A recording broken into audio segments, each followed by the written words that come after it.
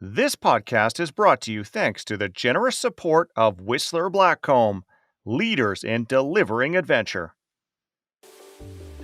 So I climbed back up, got to the place that I'd hesitated before, and just talked myself out of the fear. So to do that, one of the things that I know from being a psychologist is that it is actually impossible to be mentally calm and physically anxious at the same time, or physically calm and mentally anxious at the same time. This is Delivering Adventure. Welcome to the podcast that explores what it really takes to share adventure like a pro, with your friends, your family, and as a profession. My name is Chris Capio, and I'm coming to you from Whistler, British Columbia. And I'm Jordy Shepard, recording from Canmore, Alberta. After a lifetime of working extensively in different parts of the adventure guiding industry, Chris and I have teamed up to launch this podcast. In each episode, you will hear top adventure guides, managers, marketers, and athletes share their best stories, advice, and trade secrets. The goal of this podcast is to share how you can take yourself and others farther from the mountains to the office and beyond. In this episode, we talk with Geoff Powter. Geoff is a climber, writer, and psychologist who lives in Canmore, Alberta. He's written about, thought about, and lived the climbing life for nearly 50 years and served as the editor of the Canadian Alpine Journal for 13 years. Geoff's most recent book, Inner Ranges, an anthology of mountain thoughts and mountain people, won the Climbing Literature Award at the Banff Mountain and Book Festival in 2019, was shortlisted for the Boardman Tasker Award, and won the National Outdoor Book Award in the U.S. Geoff was a recipient of the 2012 Summit of Excellence Award for lifetime contribution to Canada's mountain community. Today, Geoff will be sharing with us how we can better manage fear in ourselves and others in the face of adversity. Let's bring Geoff into the DA studio. Hello, Geoff. Welcome to the show. How are you? I'm doing very well, thanks. Thanks so much for having me on. It's a pleasure. Let me ask you something. What does delivering adventure mean to you? So it's a great question. I think two things really jump to my mind. One of them is, and this is coming from the perspective of being a writer who tries to communicate the adventure world to others. The two things are sharing passion, why we do what we do, how important it is to us, how it fulfills our life. And then another part that I've taken on, this is particularly some editorial work that I've done, is sharing reality. I think it's really easy to overplay the adventure hand, to exaggerate it, to talk about it in unrealistic kinds of ways. And I think it's critically important that we try and communicate the right way of doing adventure, the safe way of doing adventure, the human side of doing adventure, so that it's not all golden hero stories. It's actually, these things are hard to do. It takes a lot of commitment. It takes a lot of training. It takes a lot of effort. And I think those two things of both sharing the passion, but also sharing the realities, some of which are pretty hard, are critically important for me. So I'm going to circle back to what you just said about the communicating, adventure. You're a writer, you're a speaker. How do you think that we can do that well, and what does that mean to you when it comes to delivering adventure? Well, a lot of it comes simply through telling stories, simply just communicating what it is that you've done, but also communicating the why. I think the why is the more important piece in telling these stories. It's hard for some people to understand why people take the chances that they do. Hard for people to understand how to do that in the best way possible, the right way. And I think that when we have the opportunity to tell these stories, to tell the human side of it more than anything else is critically important. It's not just about the objectives, it's about what happens inside of us when we step into those objectives. And that's what I've always been most interested in, right from the very beginning of reading about adventure and starting to do it myself. But I think it's part that's harder to communicate. So often we tend not to communicate that side of things, or not communicate it very well. How did you choose to pursue adventure as a career? Well, I think I came into both my career and adventure at a really interesting time, in that there wasn't a lot of discussion around in the world of psychology about adventure, about risk-taking, about why people do these challenging things. And in fact, when I first started reading, because I was interested in adventure because I was doing it myself, and I first started reading the literature in psychology around adventure, it was very, very critical, if not even pathologizing adventure, saying that people who did these things had something wrong with them, as opposed to something right with them. And my personal experience, both from the way that adventure impacted my life, but also what I saw it doing for other people's lives, said that adventure was in fact this enormously positive force, as was risk-taking. So when I started practicing as a psychologist, I was actually working in a wilderness program for adolescents who'd been in trouble. And I really saw the power that adventure had for them in terms of transforming their lives. And then when I started writing about adventure, and I saw that there was an appetite for the why of adventure, for the psychology of adventure, everything just started to roll for me. It was, in a sense, I was kind of a big fish in a little pond at that point because there weren't a lot of people writing about this. So it was easy to do that. And people responded really well. Everybody seemed to be quite interested in that, including later in my practice, when I started working with corporate groups, I found that there was a real appetite for business leaders to hear about adventure as well. And that's been a big part of what I do, is to go to business groups and talk about risk-taking in a very different way. What is an adventure that you've had that's really worked to shape the person that you are today? So there's a couple that come to mind for me. Both of these were Himalayan trips that I was involved in very early in the process of me going on to bigger peaks. And they had very different kinds of influences over me. The first one was a trip that I made to one of the most beautiful, spectacular mountains in the world called Ama Dablam. It's quite interesting now. It's quite a commercialized mountain. It's not that high. It's just a shade under 23,000 feet. But at that time that we went as a group of Canadians, it had only been climbed, I think, 6 or 7 times at that point. So it was a very different era. And one of the unique things about going to any of the mountains over there, this was in 1988, is that you would essentially have the mountain to yourself. There weren't commercial guiding happening on peaks like that. Permits were issued simply as one team per mountain or one team per side of a mountain at that point. So I went and had this opportunity to go with a small group of people to an amazing mountain. And for the first 3/4 of that trip, we had the most immaculate, perfect conditions that you can imagine. Warm enough to climb in t-shirts even above 21,000 feet. Fantastic condition on the rocks, so you could actually be climbing in rock shoes on a big mountain. Dry as a bone, so the conditions were perfect for moving fast. And I felt like I'd been dreaming about going to a peak like this since I was a young kid, and then suddenly I was on this thing, and it was this incredibly perfect trip. And then an accident happened, and someone was killed, and the trip changed on a dime. So I think that the thing that happened on that trip with that accident that I was quite closely involved with was, for me, kind of a loss of innocence. And that was a pretty important shift for me in terms of adventure, to not feel like it's just all beautiful sunshine and fantastic relationships on a mountain, that there actually is terrible tragedy and terrible consequence for some of the things that we do. So that became part of the adventure story for me. And then another part that was really interesting, it took me a while to go back to the Himalaya again, because that was a pretty difficult experience to live through, the death of a friend.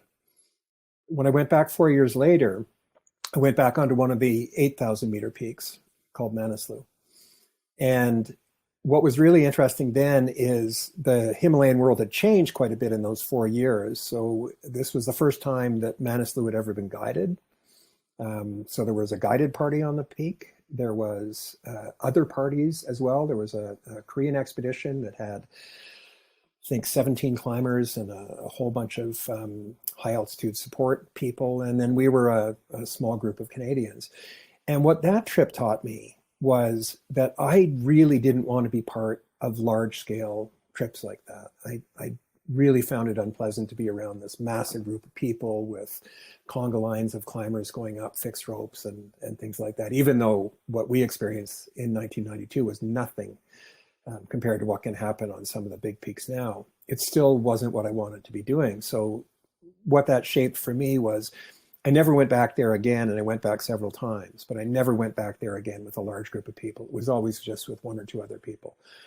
And that was really foundational for me to realize more what I wanted to be doing. And that changed things as well, because if you're going with smaller people, a smaller group of people, chances are you're going to be going to smaller peaks. And that's what I did for the rest of the trips that I made over there.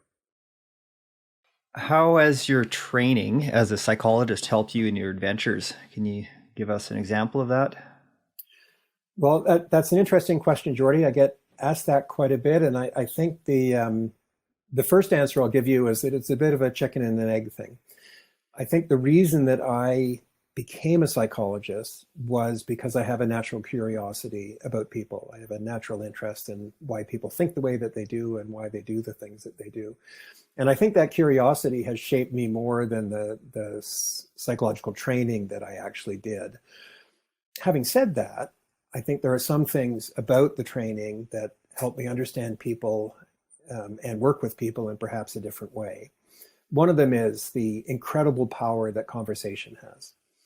So when I think about adventures that I've been on, these are often times where people are pushed to the max, where there can be conflicts that happen, where it can be easy to slip into some of your worst behaviors as opposed to your best behaviors.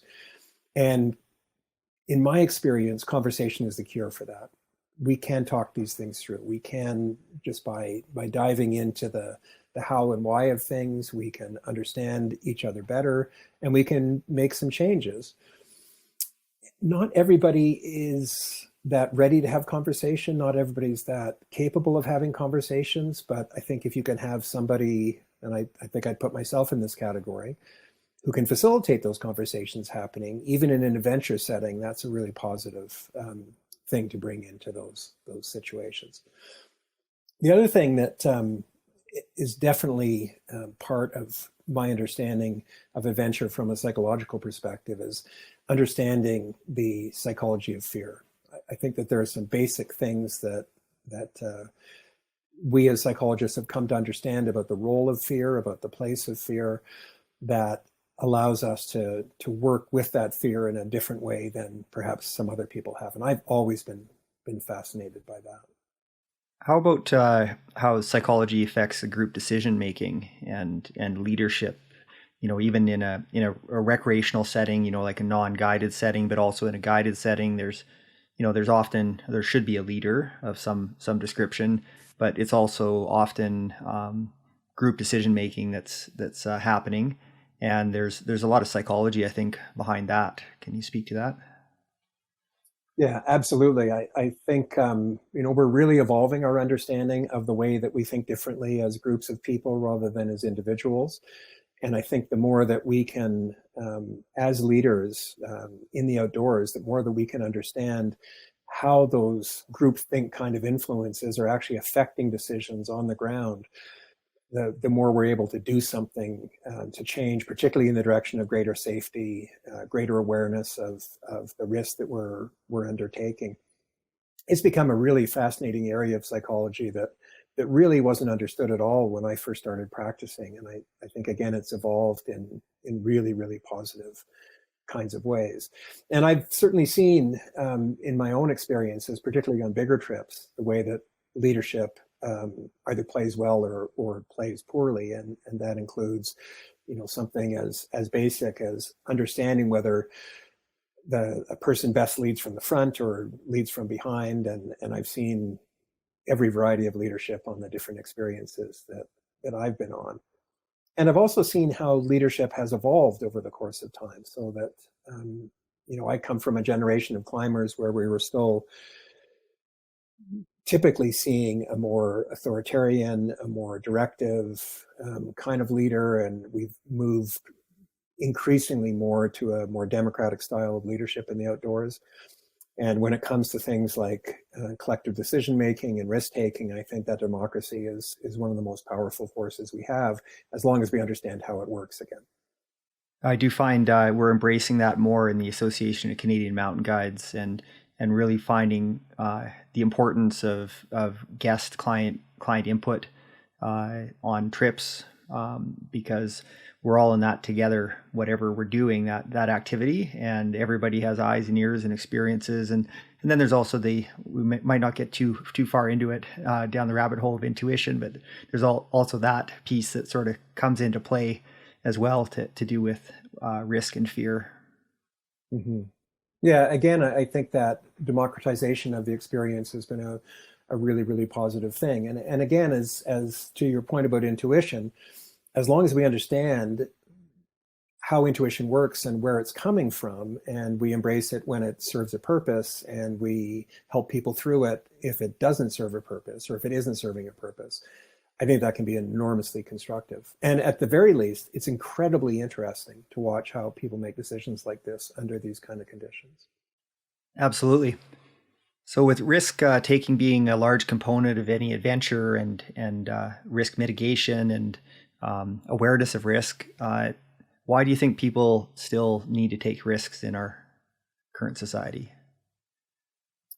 Well, I truly think it is the way that we grow. It's the way that we understand our boundaries. It's the way that we understand what we're capable of and not capable of. But I also think it's important to understand that from a psychological and an evolutionary perspective, that not everybody does take risks or is interested in taking risks, and not everybody profits from it in the same kind of way.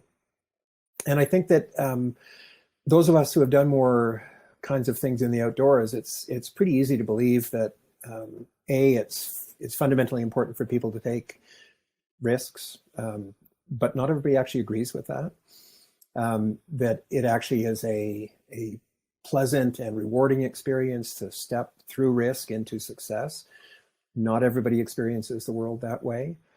And I think particularly as professionals working with others in the outdoors, we have to wrap our heads around that idea, in that the thing that we think might be good for somebody else isn't necessarily what's going to be good for somebody else. And I think we have to be willing to pull back our expectation, or even more so, our tendency to push others into risk-taking situations. Yeah, it's quite a perception-driven perspective. So when we think about supporting people in taking risks in the outdoors, providing that we have their explicit permission to take those risks, I think it's important to think about some critically important elements of what it takes for risk-taking to actually work. So I've got a bit of a model I can share with you. I call it the Basiks Model. It's just an acronym for 6 components that are critically important here. The first one is belief that I can actually do this. And it's surprising how underestimated that is sometimes, that when you're asking somebody to do something, if they truly don't think that they can do it, you're going to be pushing them over an edge, sometimes even literally, that is only going to be unpleasant for them. So the first step you often have to take is just encourage them to actually have some kind of faith that they can do this.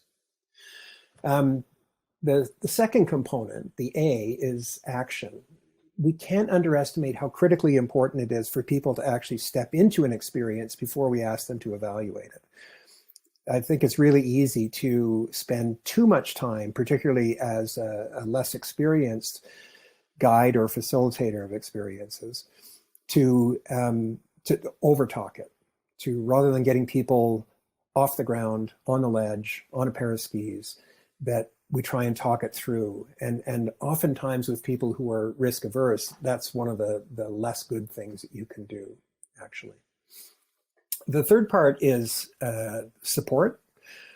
What do you need to be doing to address the person at their level, to help them see that this is really something that they can do, that they want to do, that they're engaged in doing, but you have to talk to them from their point of view. And as experienced outdoor professionals, it's really easy to forget what it was like when we started.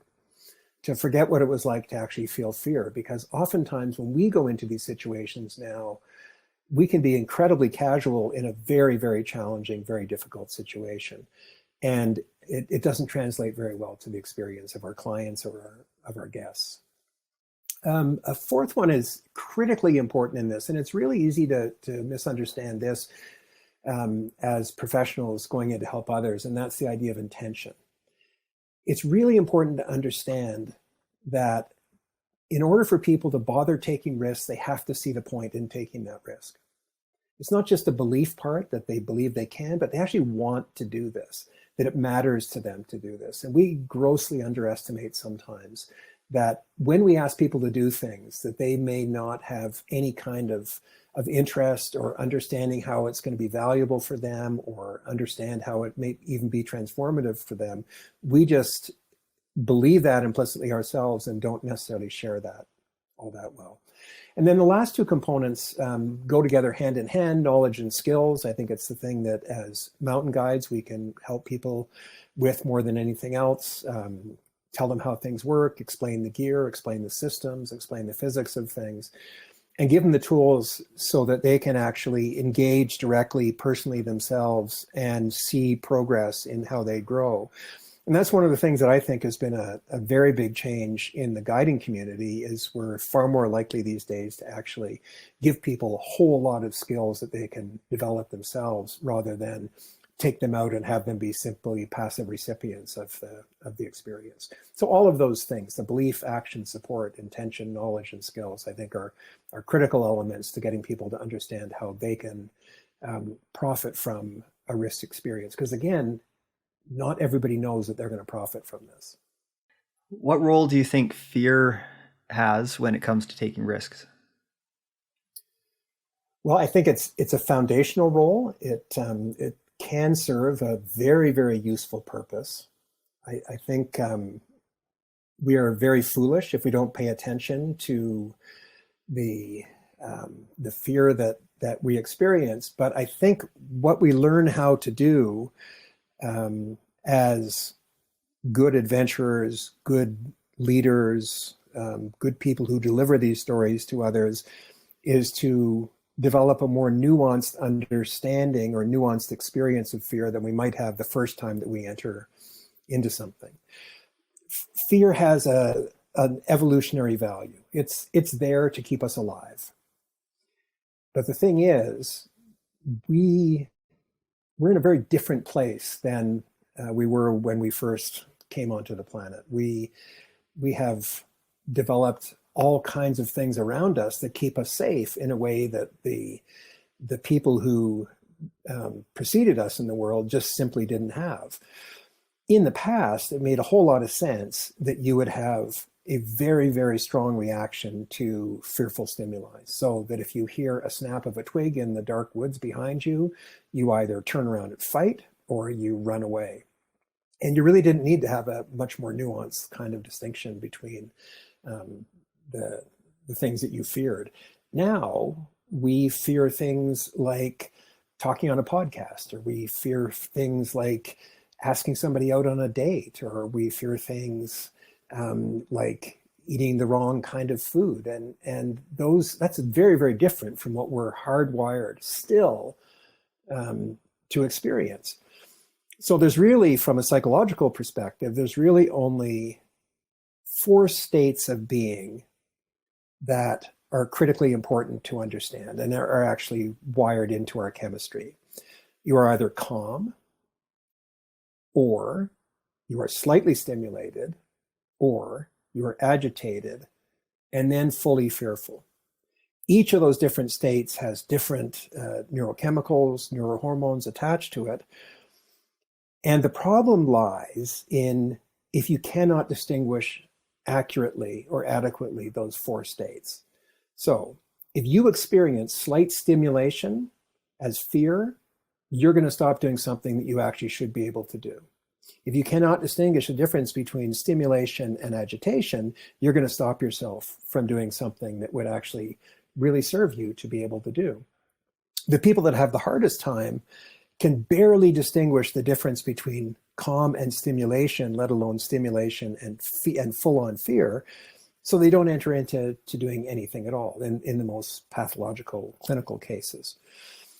But I think that one of the things that as leaders who are delivering adventure can do is to help people learn how to make those distinctions.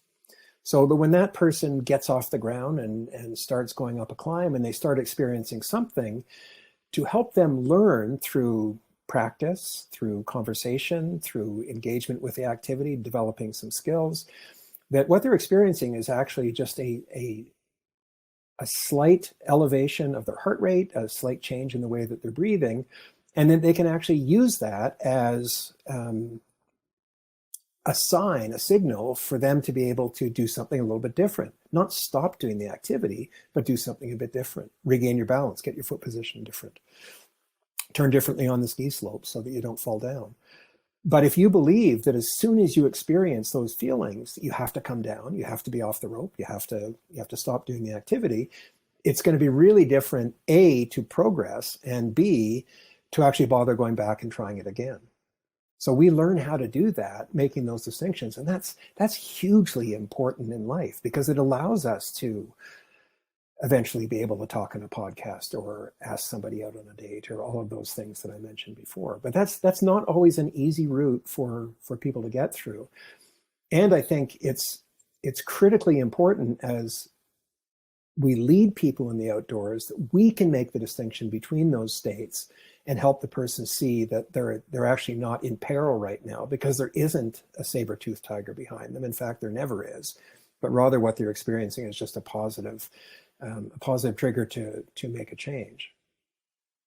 Yeah, I think a lot of that can be worked through with a good progression as guides and instructors, and rather than just parachuting people into the being on the high ledge kind of thing that we are quite comfortable with and work within that environment all the time. We've got to remember that we have progressed to that point and they have not.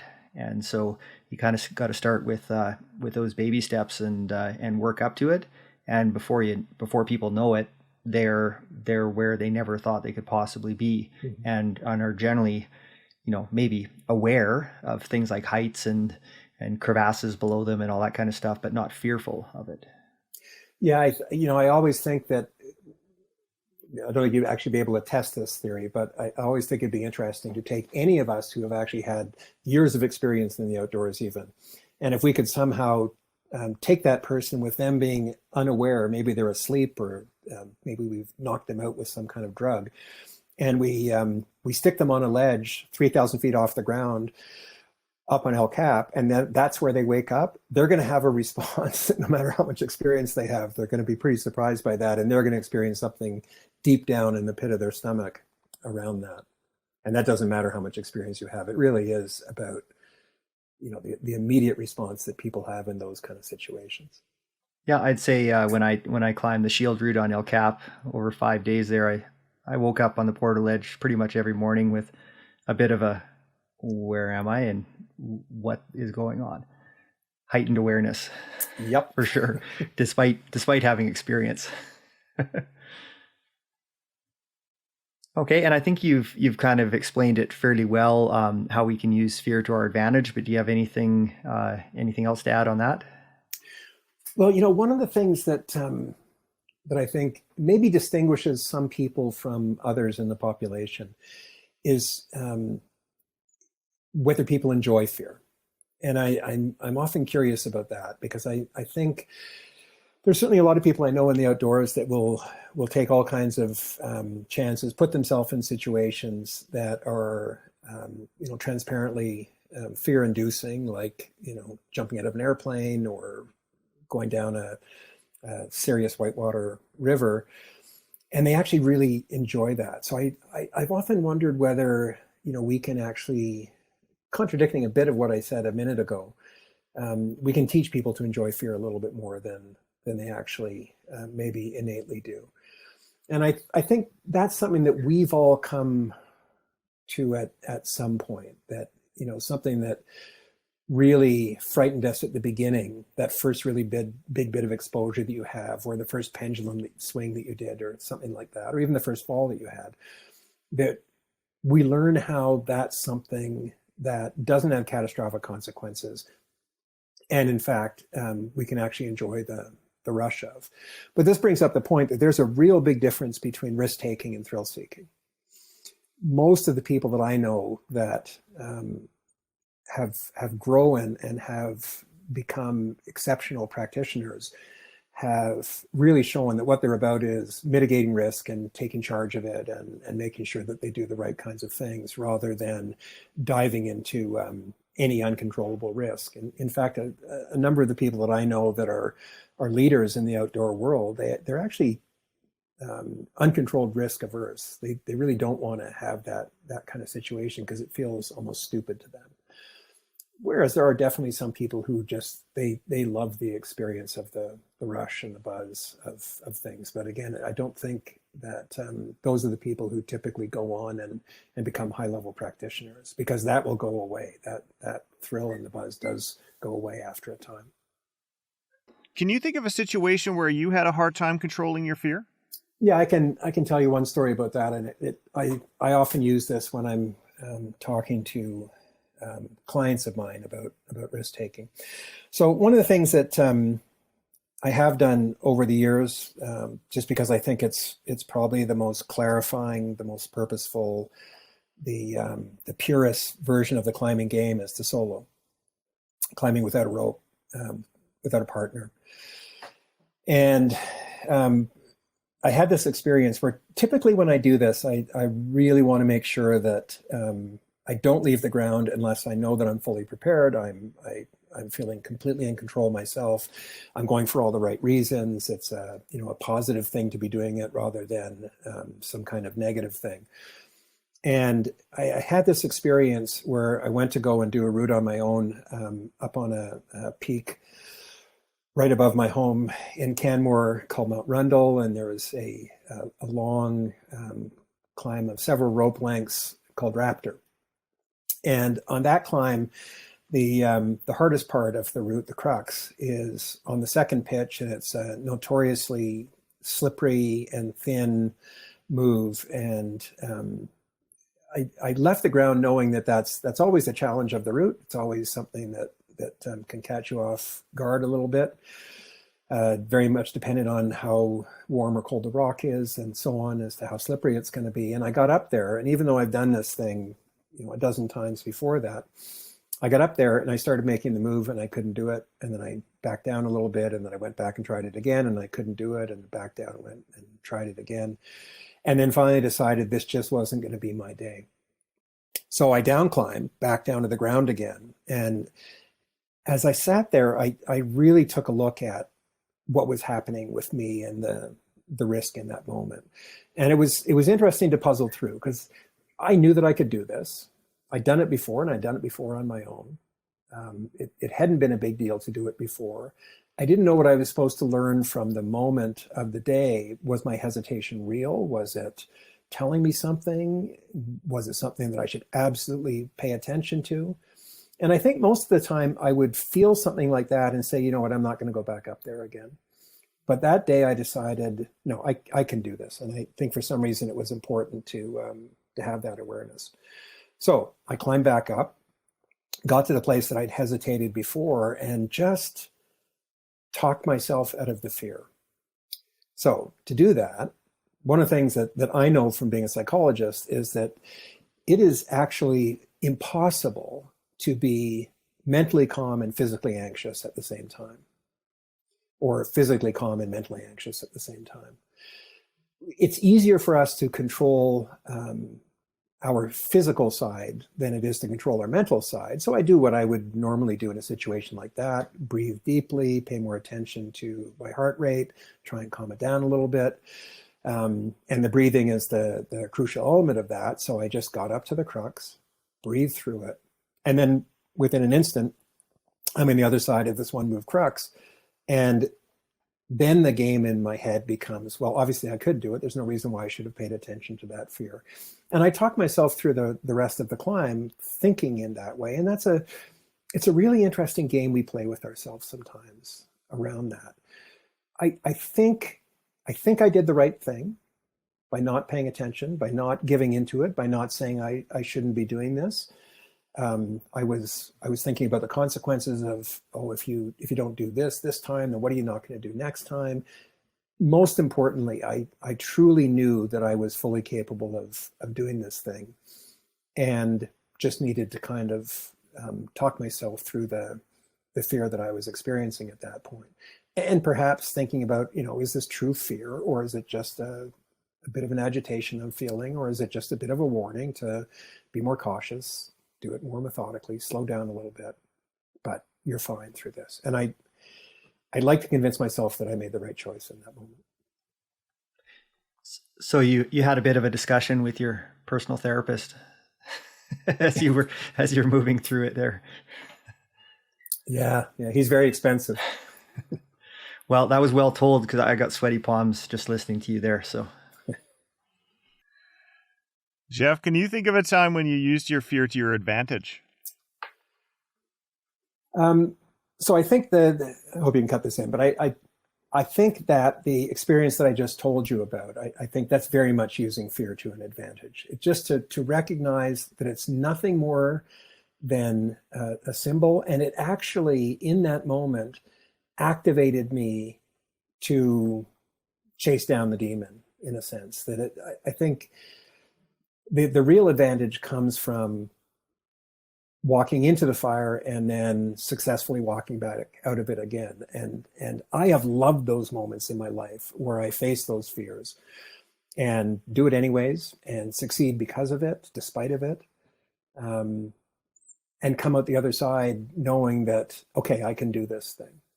And one of the things that I've often wondered about and had lots of conversations with other folks who do the same kinds of outdoor things as I do is, how contagious is that for the rest of your life? So if you can do a harder climb than you thought you could do, or ski a line that you didn't think that you could do, does that translate into the next business meeting I have, that I'm going to do a stronger, less fear-filled kind of job of doing that?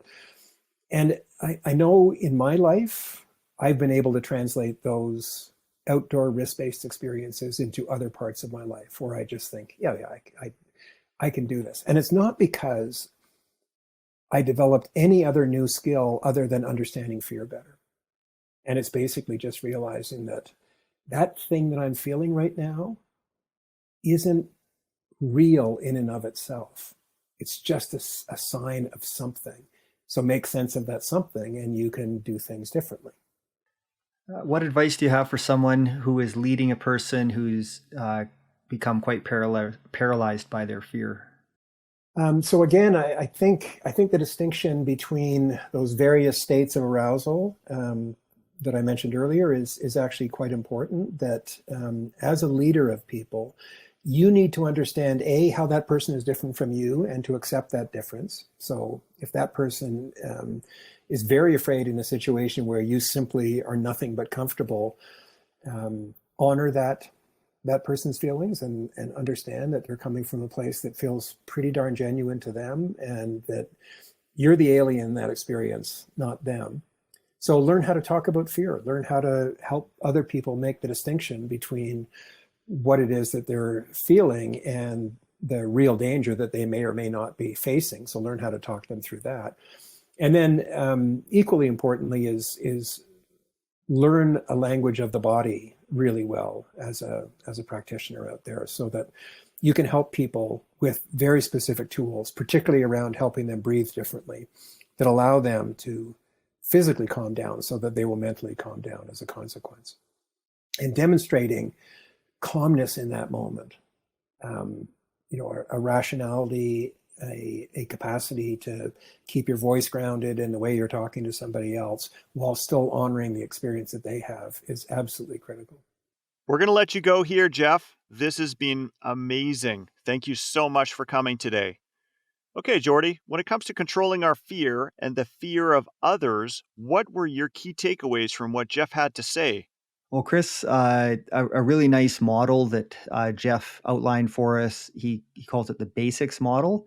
That's BASIKS, and for managing fear.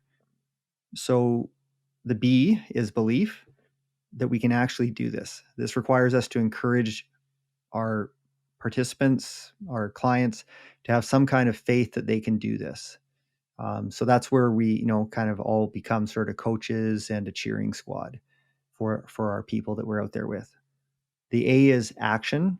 If people are risk averse, it can be better for them to start experiencing things maybe instead of just spending time to talk them through it, right? So get them into some sort of form of action fairly soon.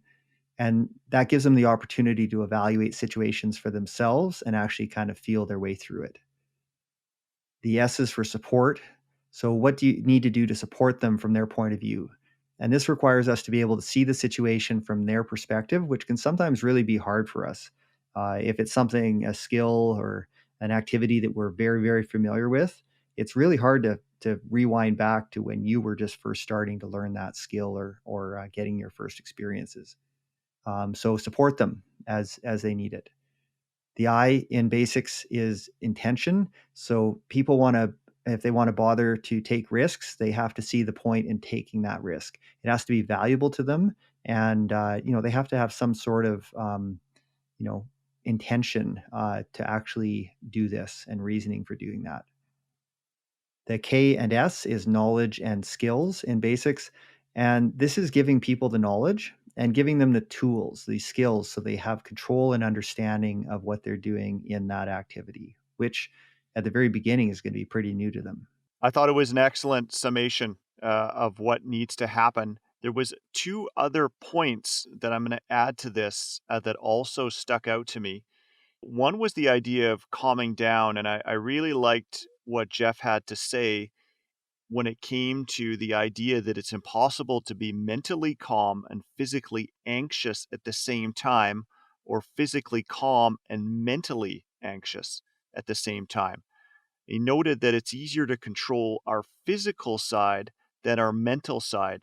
And, when he said that, it really brought home to me the value of breathing to calm ourselves down. And this is something that then you see really good coaches do when they're in a situation where the people that they're working with are really stressed, is to say, okay, I want you to take a deep breath. And in fact, to help my guests often or students, I'll actually get them to look at me and do it with me. The second part that really jumped out with me was that idea that what we think will be good for someone else might not be good for them. And so often when we're dealing with situations where the other person is less skilled and less knowledgeable and maybe less confident, we can come to think that, wow, this experience, you're going to love this, when in fact they might not. And so, as we've often pointed out now in the podcast, everything has to be about them, and we do have to realize that different people have different levels of risk tolerance. And so controlling their fear, they may not be able to do it in the way that we want them to do it, and they may not be able to appreciate the experience the way we want them to appreciate it. Now let's turn it over to you, the listener. What were your takeaways? What stood out to you? You can share your thoughts, stories, or insights with us via our social media feeds or by emailing us. You can find all of our contact information at deliveringadventure.com. Also, before you go, we need your help. To keep this podcast going, please take a moment to share it with your like-minded friends, subscribe, and if you can, please take a moment to rate and review it wherever you are listening. The more listeners we can get, the more content we can bring to you.